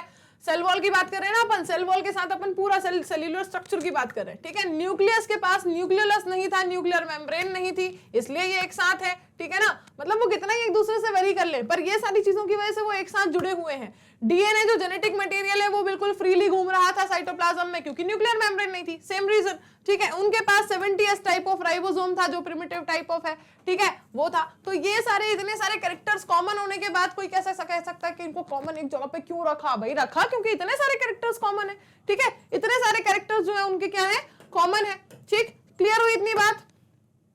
आ जाए नेक्स्ट क्वेश्चन के ऊपर। Why are bryophytes called the amphibians of the plant kingdom? क्यों bryophytes को plant kingdom का amphibian कहा जाता है? क्यों कहा जाता है? क्यों कहा जाता है? बहुत बार मैं बता चुकी हूँ, एक बार फिर से चलो पढ़ते हैं। Bryophytes are amphibian of plant kingdom because it is a group of primitive plant having a dominant gametophytic plant body, and these plant can live in soil, ठीक है, सॉइल में रह सकते हैं, पर डिपेंड करते हैं वाटर पर भी। रहते कहाँ? सॉइल में। डिपेंड करते किस पे? वाटर पे। तो भाई गड़बड़ हो गई, सॉइल भी चाहिए आपको, मतलब सब आपको चाहिए, इधर भी और उधर भी। हाँ तो देखो सॉइल में रह रहे हैं आधी जिंदगी, देखोगे, ठीक है, एक ऑर्गेनिज्म के रिप्रोड्यूस करके फिर दूसरा ऑर्गेनिज्म बनाने वाली साइकिल की अगर अपन रिप्रोडक्टिव साइकिल की बात करेंगे, सॉरी लाइफ साइकिल नहीं, ठीक है, रिप्रोडक्टिव साइकिल अगर अपन बात कर रहे हैं, तो इस रिप्रोडक्टिव साइकिल के अंदर उन्हें आपको देखना पड़ेगा। देखोगे आपके हाफ साइकिल जो है वो कहां पे जा रही है, उनकी सॉइल पे चल रही है, ठीक है, मैच्योरिटी तक। फिर उनको चाहिए क्या? पानी, ठीक है। इसकी वजह से वो क्या कहला रहे हैं भाई? एम्फीबियन कहला रहे हैं। एम्फीबियन का मतलब ही होता है जिनको दो दो जगह चाहिए, भाई ये भी चाहिए ये भी चाहिए, ठीक है। तो the movement of male gamete जो है इनका, जो कि एंथ्रोजोइड्स हैं, ये कहां पर जाके होता है? पानी में जाके होता है, ताकि वो कहां पहुंच सके? आर्किगोनियम के पास पहुंच सके, ठीक है। जो मेल गैमीट है ना, एंथ्रोजोइड्स, वो कैसे होते हैं? गैमीट फ्लैजिलेटेड होते हैं ना, फ्लैजिला होती है उनके पास, पानी में तैर के वो जाते हैं आर्किगोनियम के माउथ तक, ठीक है, जिसके पास क्या है? एग सेल है, ठीक है, ताकि क्या हो सके? फर्टिलाइजेशन हो सके। क्लियर इतनी बात? तो bryophytes are the amphibians of plant kingdom because they can live in soil but also for the movement of male gametes, ठीक, ये इसका आंसर हुआ। नेक्स्ट आ गए हम क्वेश्चन नंबर 20 के ऊपर। What is heterospory? क्या है ये heterospory? Formation of two types of spores, ठीक है। हेटेरोस्पोरी जिसका मतलब होता है दो तरह के spore banana, Chhotu spore and बड़ू spore, micro and megaspore, is a characteristic feature in the life cycle of a few members of pteridophytes, ठीक है। टेरिडोफाइट कुछ एक कैरेक्टरिस्टिक फीचर है उनकी लाइफ साइकिल में, एंड ऑल स्पेटोफाइट्स, ठीक है। Do you think heterospory has some evolutionary significance in plant kingdom? तो क्या आपको लगता है कि ये जो हेटेरोस्पोरी है इसका कोई एक इवोल्यूशनरी सिग्निफिकेंस भी है प्लांट किंगडम के अंदर? और अब आपको वो चीज मेरी बहुत काम आ रही होगी, जब मैंने आपको ये चैप्टर पढ़ाया तो मैंने आपको रिलेट कर करके, ठीक है, ये चैप्टर जब मैंने आपको बताया है तो मैंने आपको हर एक जब नया डिवीजन उसका पढ़ाया है तो उसके इवोल्यूशनरी कैरेक्टर्स क्या उससे दूसरे वाले से मैच कर रहे हैं, और पिछले वाले से जो उससे अपग्रेडेड है, और अगले वाले से जो उसमें नहीं है, जो उसमें कमी है, ये दोनों चीज मैंने आपको जरूर बताई है। अब आपको वही नॉलेज जो है यहाँ काम आएगा। क्या कह रहा है? that heterospory is production of spores of two different size and sexes of by the sporophyte of land plant, ठीक है, ये बात तो क्लियर है, ये तो उन्होंने बता दिया। तो two type of spores are produced, है ना, हेटेरोस्पोरिक प्लांट में, स्मॉल, माइक्रो, एंड जो जर्मिनेट करते हैं, ठीक है, मेल गैमेटोफाइट में, ठीक है, और लार्ज स्पोर्स जो कि मैक्रोस्पोर हैं, जो कि डेवलप होते हैं किसमें? फीमेल गैमेटोफाइट में। किसमें डेवलप? देखो ध्यान देंगे, अब देखना है आपको क्या कि भाई इवोल्यूशनरी बेसिस पे क्या था, है ना। तो in evolution of plants pteridophytes are intermediate between bryophytes and gymnosperms, ठीक है, and all bryophytes are homosporous and all gymnosperms are heterosporous, है ना। हेटेरोस्पोरी की अपन बात कर रहे हैं, तो देखेंगे अपन इवोल्यूशनरी टर्म्स में टेरिडोफाइट के बीच में और ब्रायोफाइट के बीच में, जिम्नोस्पर्म के बीच में, ठीक है ना। टेरिडोफाइट्स क्या है? इंटरमीडिएट है ब्रायो और जिम्नो के बीच में। सारे ब्रायोफाइट्स कैसे? होमोस्पोरस, और जिम्नोस्पर्म की अगर बात करें तो सारे के सारे कैसे? हेटेरोस्पोरस। लेकिन ये जो कंडीशन है, ठीक है, this condition is advanced as sexual dimorphism result in cross fertilisation. Primitive या अर्लियर टेरिडोफाइट जो थे वो कैसे थे भाई, होमोस्पोरस, लेकिन धीरे धीरे वो कैसे बनने लगे, लेटर वो कैसे बन गए, हेटेरोस्पोरस। अब आप समझे कि देखो इनके पहले वाला एक टेबल बना लेते हैं अपन, जल्दी समझ आएगा, ठीक है। टेरिडोफाइट के पहले क्या थे, ब्रायोफाइट्स। टेरिडोफाइट के पहले क्या थे आपके पास, ब्रायोफाइट्स, है ना। उसके बाद थे आपके पास क्या, टेरिडोफाइट्स, ठीक है। ये मैं पूरा नहीं लिख के इसको और अच्छे से बनाती हूं, देखो यहां बनाते हैं अपन, ठीक है।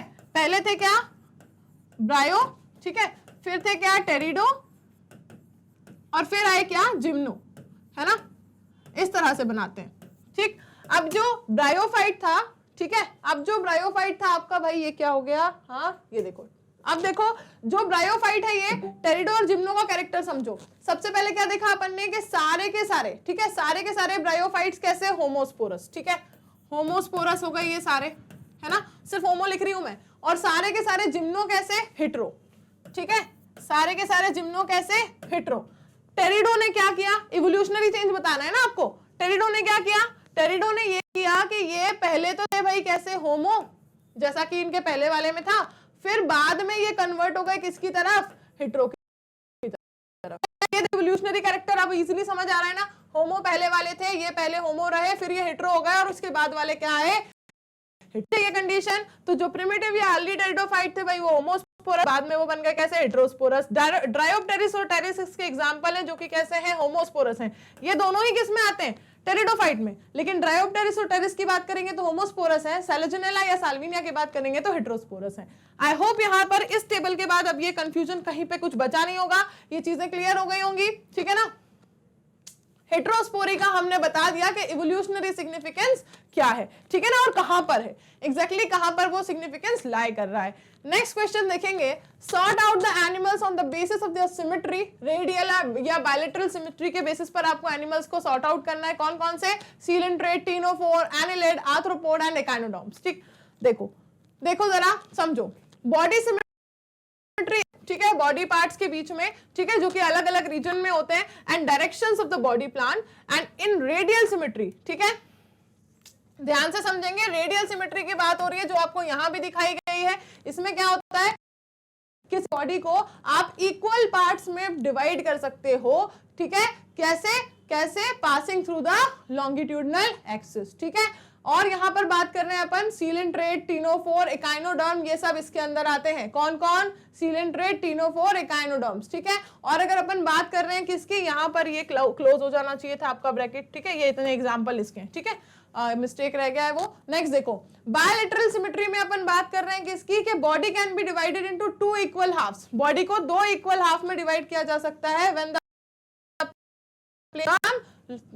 मीडियन लॉन्गिट्यूडनल एक्सिस, ठीक है, जो बिल्कुल मीडियन लॉन्गिट्यूडनल एक्सिस के थ्रू अगर ये प्लेन पास होगी तो वो क्या करेगा, आप बॉडी को दो इक्वल पार्ट में डिवाइड करेगा, ठीक है ना। ये बायलैटरल सिमेट्री है, और इसके एग्जांपल हैं क्या क्या, एनिलिड्स एंड आर्थ्रोपोड्स। तो हमने बता दिया इन सब के बारे में, ठीक है, कि इनमें से कौन सी सिमेट्री में आ रहा है, ठीक है, रेडियल और बायलैटरल के बेसिस पर, ठीक। ये हुआ इसका आंसर। नेक्स्ट क्वेश्चन पर आ जाएंगे, क्वेश्चन नंबर 22 क्या कहता है, नेम द फॉलोइंग, ठीक है, इन सब का आपको नेम बताना है कि एक लिम्बलेस एनिमल क्या होता है, एक कोल्ड ब्लडेड एनिमल क्या है, उस सब के नाम आपको बताने। चलो फटाफट से आते हैं आंसर की तरफ, फटाफट से आ जाते हैं आंसर की तरफ। देखो इस एनिमल की बात हो रही है तो भाई ये क्या होगा आपका, इक्थियोपिस, ठीक है, इक्थायोपिस डजंट पोसेस लिम्स, इसके पास लिम्ब होते ही नहीं है, ठीक है। नेक्स्ट देखो आपसे क्या पूछा था क्वेश्चन नंबर 2 में, कोल्ड ब्लडेड एनिमल, तो स्कॉलिडॉन जो कि डॉग फिश इसका कॉमन नेम है, ठीक है, ये कोल्ड ब्लड, ठीक है, कॉमन नेम क्या है, कोलंबा लिविया का कॉमन नेम क्या है, पिजियन, ठीक है। ये एक वार्म ब्लडेड एनिमल है। नाजा नाजा की अगर अपन बात करें जो कि स्नेक है, ठीक है, स्नेक का वैरायटी है, तो इसमें क्या होता है भाई, ड्राई एंड कॉर्निफाइड स्किन्स पाई जाती हैं। साइकन की अगर हम बात करें जो कि स्पॉन्ज है, तो भाई इसमें होता है कैनाल सिस्टम और इसके पास स्पिक्यूल्स भी होते हैं। ओबेलिया की अगर हम बात करें तो इसमें होते हैं नीडोब्लास्ट, ठीक है। तो ये सारे वो नाम हो गए जो हमसे पूछे गए थे यहाँ पर, ठीक है, कि किसमें नीडोब्लास्ट है, किसमें कैनाल सिस्टम है, किसमें ड्राई कॉर्निफाइड स्किन है, वार्म ब्लडेड कौन है, कोल्ड ब्लडेड कौन है और लिम्बलेस कौन है, ठीक है। Done with the answers. Next question के साथ डील करते हैं, monocot and dicot leaves to show their venation pattern, ठीक है।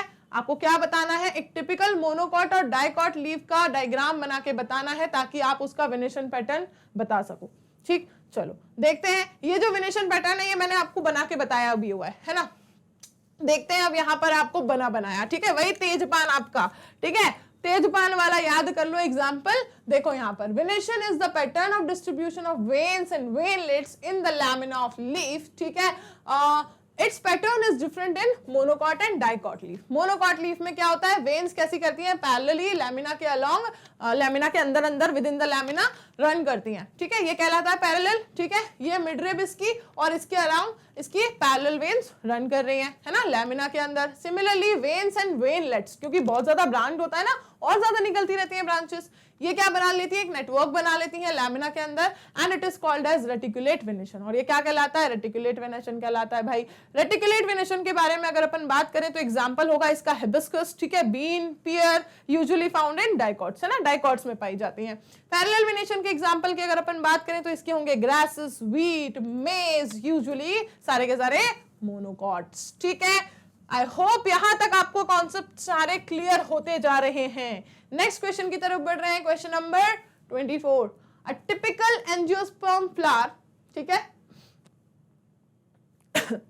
एक टिपिकल एंजियोस्पर्म फ्लावर जिसके अंदर 4 फ्लोरल हॉल होते हैं, ठीक है, 4 फ्लोरल पार्ट्स होते हैं। Give the name of the floral parts and their arrangement sequentially. भाई कितना इजी क्वेश्चन, इतना इजी, मतलब वाओ कितना इजी क्वेश्चन आ गया। आपको तो सिर्फ आपकी जो वो फूल पत्ती है जो बिल्कुल बचपन से पढ़ रहे हो वही बताना है। चलो बताते हैं जो 4 फ्लोरल पार्ट्स हैं एक टिपिकल एंजियोस्पर्मिक फ्लावर के अंदर होते हैं वो क्या है, यही तो होते हैं, calyx, corolla, androecium and the next one जो इसके बाद पढ़ेंगे गाइनोशियम, है ना। तो it is the outer most whorl of the flower and members are called calyx और सेपल्स। इनको क्या बोलते हैं, ठीक है, मेंबर्स को कैलिक्स भी बोलते हैं या सेपल्स भी बोलते हैं, है ना।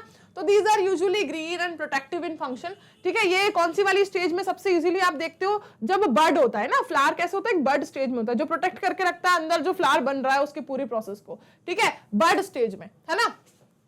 कोरोला जो है वो बना होता है किसका, जितनी भी आपको फूल की पंखुड़ियां नजर आ रही हैं, पेटल्स, उन सब से मिलके बना है पूरा का पूरा उसका कोरोला। यूजुअली ब्राइट कलर्ड होते हैं, ठीक है, बहुत अच्छे अच्छे सुंदर सुंदर कलर होते हैं जिससे इंसेक्ट को अट्रैक्ट कर सके ताकि पॉलिनेशन हो सके, फायदा है उनका उसमें, ठीक है ना। ऐसे फालतू में कुछ नहीं हो रहा है, हर चीज अगर वहां पर प्रेजेंट है तो मतलब उसका कोई बेनिफिट है, ठीक है ना। तो एंड्रोशियम देखो, it is composed of stamens, ये भरा हुआ है, बना हुआ है किससे, स्टेमन्स से। The male reproductive organ and each स्टेमन has stock और फिलामेंट, हर एक स्टेमन के पास क्या है, उसका खुद का एक स्टॉक और फिलामेंट है।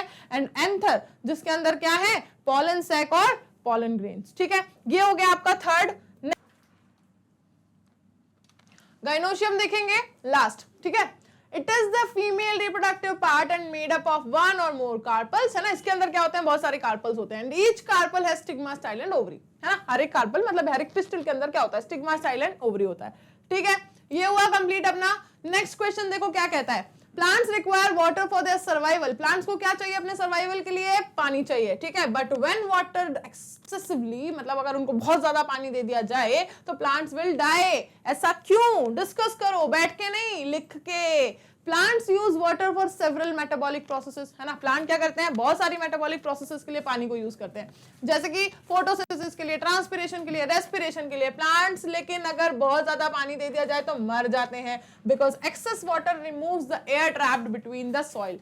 जब अगर पानी उनको बहुत ज्यादा दे दिया जाएगा तो जो मिट्टी में, ठीक है, उनके अंदर जितनी भी क्या है एयर जो कि ट्रैप्ड होती है, वो पूरी की पूरी एयर क्या हो जाएगी भाई, उसको जगह ही नहीं मिलेगी ना। जब आपने पानी भर दिया मतलब एयर वहां से फुर, तभी तो पानी भरा आपने। तो इसकी वजह से क्या होगा, the plant roots do not get oxygen for respiration. Plant की जो रूट्स हैं उनको रेस्पायर करने के लिए ऑक्सीजन नहीं मिलेगा एंड रूट सेल्स जो है वो मर जाएंगी। और आप समझो कि अगर पेड़ की जड़ ही मर गई तो पेड़ कब तक जिएगा भाई, ठीक है। जो वाटर है, मिनरल एब्जॉर्प्शन है, जो पूरा ट्रांसपोर्ट है, ठीक है, जो जान डाल रहा है पूरी की पूरी प्लांट के अंदर, वो पूरा रुक जाएगा। तो फिर इससे क्या होगा, प्लांट की डेथ, प्लांट की डेथ। समझे कैसे आया ये यहां तक, समझे कैसे आया ये यहाँ तक? क्यों? अगर आपने बहुत ज्यादा पानी दे दिया, मतलब हर चीज की एक अति होती है ना, एक लिमिट होती है कि भाई अति नहीं करनी चाहिए, तो अगर बहुत ज्यादा पानी दे दोगे तो ये कंडीशन बनेगी और मर जाएगा प्लांट। ठीक है, ये मत बोलना फिर के मैंने तो बहुत पानी दिया था कैसे बन गया। A transverse section of the trunk of a tree, ठीक है, फटाफट से देखो नेक्स्ट क्वेश्चन। अगर किसी ट्री की ट्रंक का अगर आप ट्रांसवर्स सेक्शन निकालते हो तो आपको उसमें दिखाई देंगी कॉन्सेंट्रिक रिंग्स, ठीक है, which are known as growth rings, जिन्हें क्या कहा जाता है? ग्रोथ रिंग्स कहा जाता है। ठीक है, how are these rings formed, ये कैसे बनती हैं, and what is the significance of these rings, और रिंग्स, इन रिंग्स का सिग्निफिकेंस क्या, इंपॉर्टेंस क्या है, देखो समझते हैं। ठीक है, ये बहुत इंपॉर्टेंट सा क्वेश्चन है। इस क्वेश्चन को अगर आप कॉन्सेप्ट वाइज जाओगे ना, एकदम सिलेबस से मैच करने जाओगे, तो हो सकता है आप मुझसे एक दो चीजें बोलो कि मैडम ये तो इसमें है नहीं, मैडम ये तो चला गया, ये सारी चीजें मत करना। देखो ये वाला कॉन्सेप्ट यहाँ पर लेकर आने का मेरा मोटिव ये है क्योंकि इस तरह के जो क्वेश्चन है ना, ये आपको कई बार आपको काउंटर करते हैं आके, ठीक है, कई बार, तो इनसे आपको मतलब अवेयर होना बहुत जरूरी है। ये जो रिंग्स वाला क्वेश्चन है ना, इनको क्या बोलते हैं? इन ग्रोथ रिंग्स को एनुअल रिंग्स भी कहते हैं। इनके बेसिस पर आप क्या कर सकते हो? ट्री की पूरी एज निकाल सकते हो कि ये पेड़ कितना साल पुराना है। जो बताते हैं ना कि ये तो इतने साल पुराना पेड़ है, कैसे पता चल जाता है उनको? बोलता थोड़ी है वो आके, हाँ कैसे पता चलता है? बर्थडे थोड़ी पता है उसका उनको, एनुअल रिंग से ही पता चलता है। इन्हीं ग्रोथ रिंग्स को कहते हैं एनुअल रिंग्स। देखो क्या है, ये जो कॉन्सेंट्रिक रिंग्स हैं, ठीक है, the concentric growth rings are called as annual rings and these rings are formed due to the secondary growth. ये रिंग्स कैसे बनती हैं? सेकेंडरी ग्रोथ की वजह से। ठीक है, secondary growth occurs in dicot trees, और सेकेंडरी ग्रोथ होती किस में है? डाइकॉट ट्रीज में। Due to the activity of cambium, किसकी वजह से? कैम्बियम की एक्टिविटी की वजह से, which is a meristematic tissue. The rate of activity of cambium is more in springs, so wood formed as larger, wider xylem cells. जो wood बनता है ना, वो कैसे बनता है? काफी large and wider xylem cells से।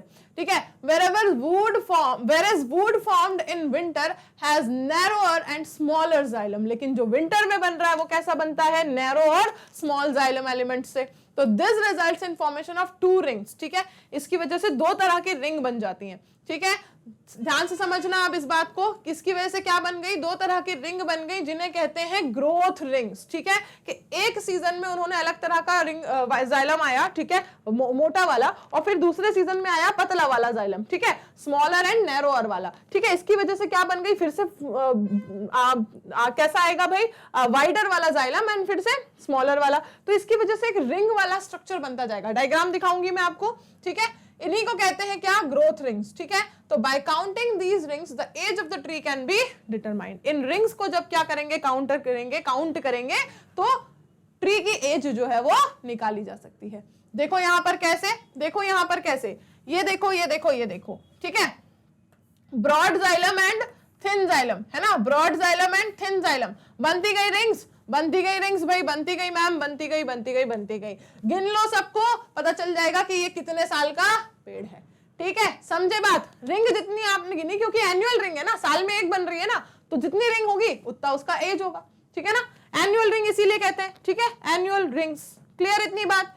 चलो नेक्स्ट देखते हैं, नेक्स्ट देखते हैं। Frog is a poikilotherm, exhibit camouflage and undergoes aestivation and hibernation. How are all these beneficial to it? ठीक है, अब ये सारी जो प्रोसेसेस एक फ्रॉग कर रहा है, ठीक है, ये जो रंग बदलू काम वो करता है ना, एस्टिवेशन करता है, हाइबरनेशन करता है, ये सारी चीजें उसको कैसे बेनिफिट प्रोवाइड करती हैं? ये सारी चीजें उसको कैसे बेनिफिट प्रोवाइड करती हैं, समझो, वन बाय वन देखते हैं। ठीक है ना, ये जो पाइक्लोथर्म अपन इसको बोलते हैं, क्यों? क्योंकि ये एक कोल्ड ब्लडेड एनिमल है। ठीक है, ऐसा इसलिए क्योंकि ये अपना बॉडी का जो टेम्परेचर है ये अपने एनवायरनमेंट के अकॉर्डिंग रेगुलेट कर लेता है। क्या? अपनी बॉडी का टेम्परेचर।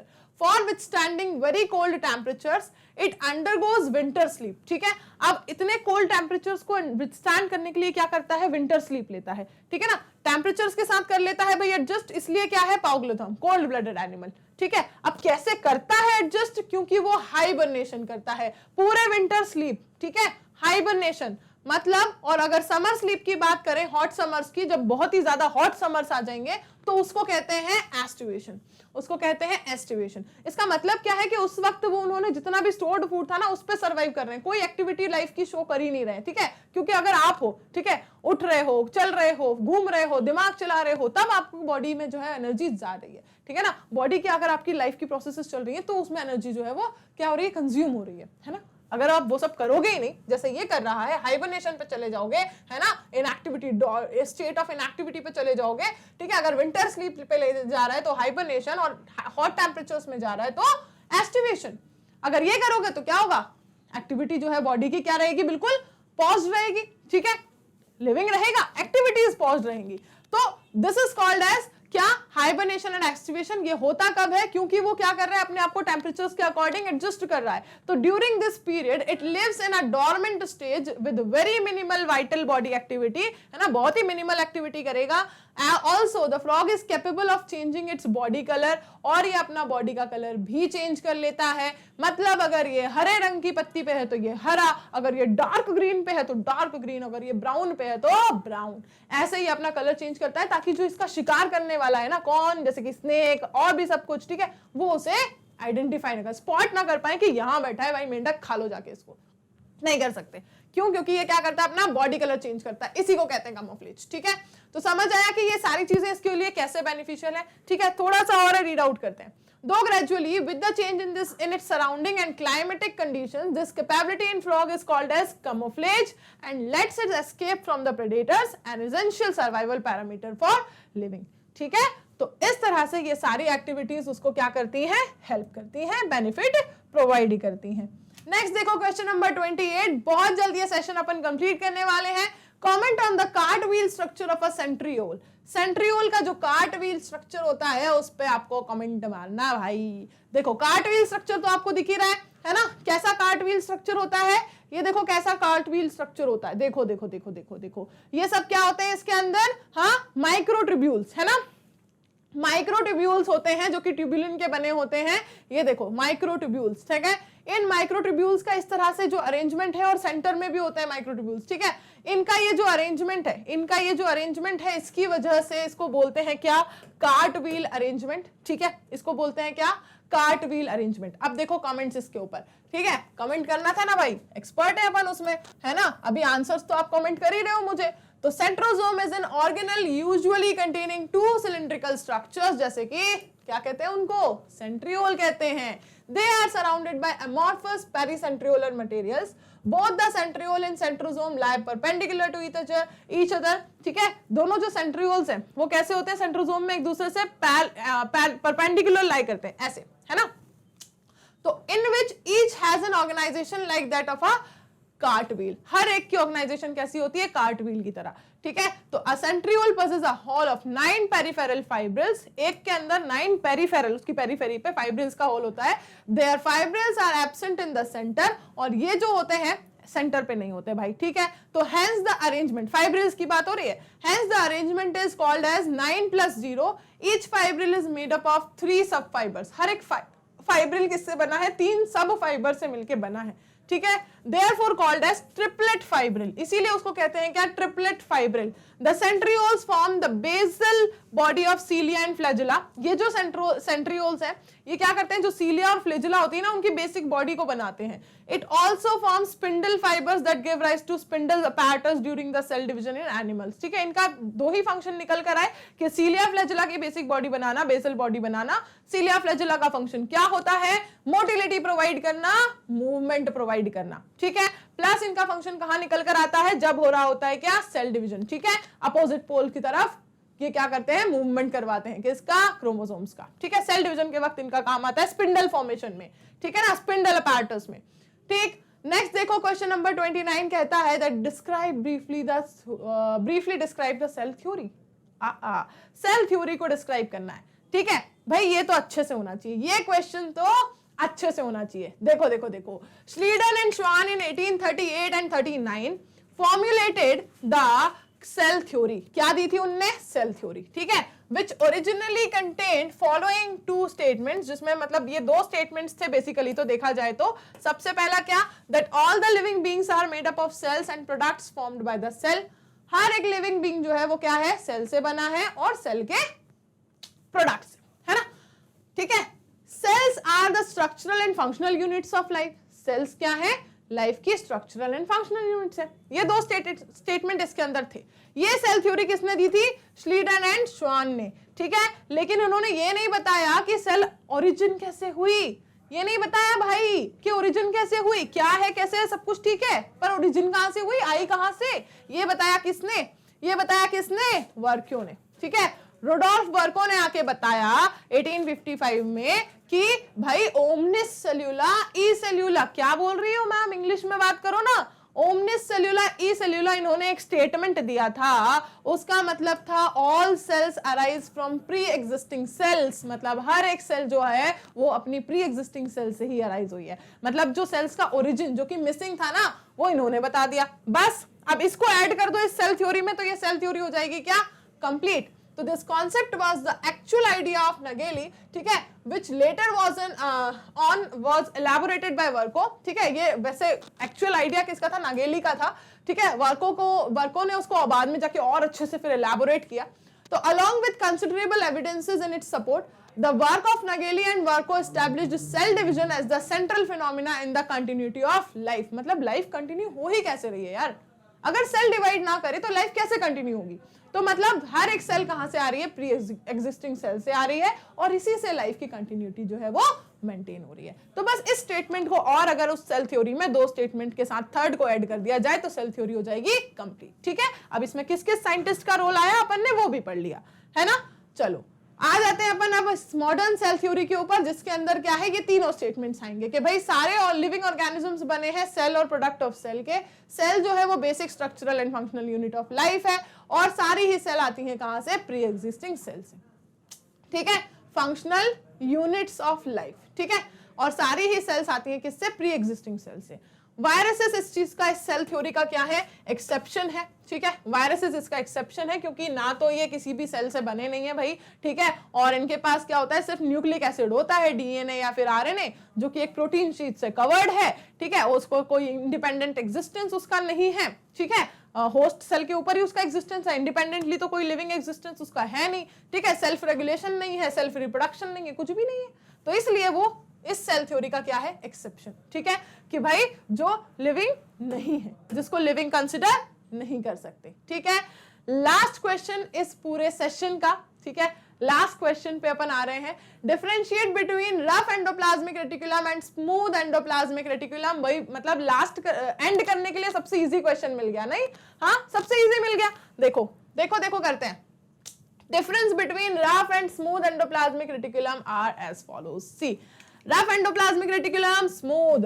आरईआर में क्या होता है, हाँ आरआरआर नहीं, आरईआर में क्या होता है, राइबोसोम्स जो कि अटैच होते हैं उसके सरफेस से। ठीक है, बनी होती किसकी, mainly formed of cisternae and few tubules. RER क्या करता है भाई, प्रोटीन एंड एंजाइम के सिंथेसिस में पार्ट लेता है। ठीक है, internal and connected with nuclear envelope. ठीक है, रफ एंडोप्लाज्मिक रेटिकुलम जो होती है वो क्या होती है, इंटरनल होती है ना। ये डेवलप करती है क्या, न्यूक्लियर एनवेलप से डेवलप होके आती है। ठीक है भाई, enzymes for detoxification are absent in rough endoplasmic reticulum. ठीक है, डिटॉक्सिफिकेशन के लिए जो एंजाइम चाहिए वो इसमें क्या होते हैं, एब्सेंट होते हैं। ठीक है, it forms lysosomes through the agency of Golgi apparatus. जो इसकी एजेंसी है ना, गोल्जी अपैरेटस जो ये बनाता है, उसके थ्रू ये लाइसोसोम्स को बनाता है। अब आ जाओ स्मूथ के ऊपर, इनके पास राइबोसोम नहीं होते हैं, है ना, इनके पास राइबोसोम नहीं होते हैं। ये प्रोटीन का सिंथेसिस कर रहे हैं, ये क्या करते हैं, लिपिड, स्टेरॉइड, ग्लाइकोजन, इनका सिंथेसिस करते हैं। क्यों, क्योंकि दे आर स्मूथ। ठीक है, इनके पास ये सारे हैं। ठीक है, functions mainly formed of vesicles and the tubules. SR कैसी होती है, पेरिफेरल, जैसे ये इंटरनल है ना, वो कैसी होती है, पेरिफेरल। ठीक है, it may be connected with plasma lemma. ये किससे कनेक्टेड हो सकती है, प्लाज्मा लेमा से। It may develop from RER, है ना, हो भी सकता है कि ये रफ एंडोप्लाज्मिक रेटिकुलम से भी डेवलप होके आए। ठीक है, ऐसा भी हो सकता है। It has the enzymes for detoxification. ठीक है, यहां नहीं थे ना, इसके पास हैं। ठीक है, स्मूथ एंडोप्लाज्मिक रेटिकुलम क्या करती है, स्फेरोसोम्स बनाती है। वो क्या बना रही थी, लाइसोसोम्स। ठीक है, किसके थ्रू, गोल्जी अपैरेटस के थ्रू। ये क्या बना रही है, स्फेरोसोम्स को बनाती है, स्मूथ एंडोप्लाज्मिक रेटिकुलम। ठीक है, तो ये थे कुछ बेसिक से डिफरेंसेस। ठीक है, ये कुछ बेसिक से डिफरेंसेस थे rough and smooth endoplasmic reticulum के।